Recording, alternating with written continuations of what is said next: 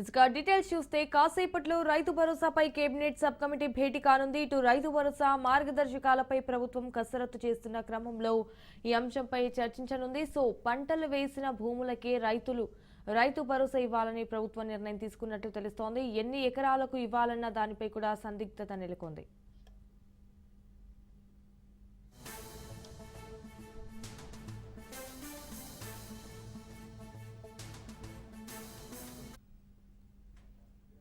కాసేపట్లో రైతు భరోసాపై cabinet sub committee భేటీ కానుంది.